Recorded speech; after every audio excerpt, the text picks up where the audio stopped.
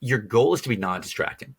So with worship, with the music side, you can be distracting by being out of tune, by singing too fast or too slow, by singing a song. It's like the octave range is out of sync with where the group is at.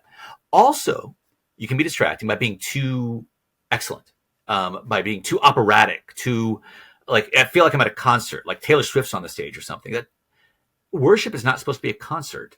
Mm-hmm. It's supposed to be a collaboration. It's not a performance. It's a participation. The sermon is more of a performance, but it needs to be less distracting. Like my goal is for you as the audience to encounter God's truth and hopefully God himself through his preached word. And to that end, I try to get out of the way. So I make a lot of jokes because jokes disarm people.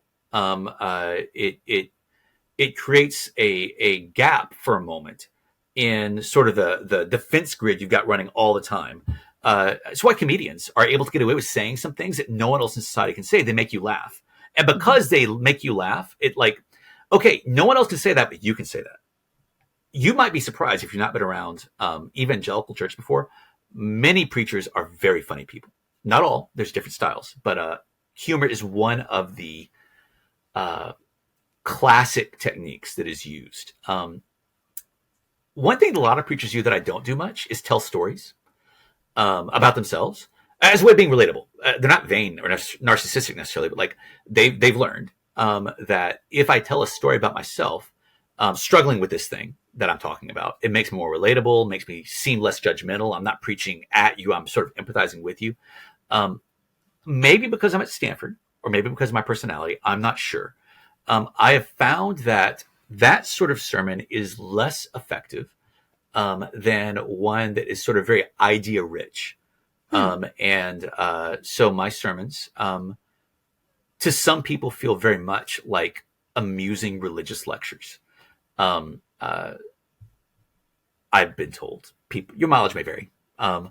You can find me online if you want. I've preached a couple different places. Now, I will say, it's different when I preach at a retreat or conference. Most of the YouTube videos you find of me preaching are going to be of me preaching like at a conference, like the one I mentioned earlier, where I felt called to ministry. In those cases, I tell a lot of stories about myself because when you're a guest speaker somewhere, one of the most important things to have as a speaker with your audience is connection. Mm-hmm. People who like you give you the benefit of the doubt when you say something that's ambiguous or confusing, which you inevitably will. Here at Stanford, the people I preach to, they know me week after week. And as I said, they come to me one-on-one. I have them in my house for dinner. We had students over just on Friday. We're going to have 2 students over tonight. And so they know me. And so when I say something that seems a little like, that could be kind of crazy. Okay, but there's a sane interpretation. He's a sane, kind guy. He meant the same thing, right? When I'm speaking out on the road, they don't know me from Adam. And so stories about myself make me someone they're more willing to listen to.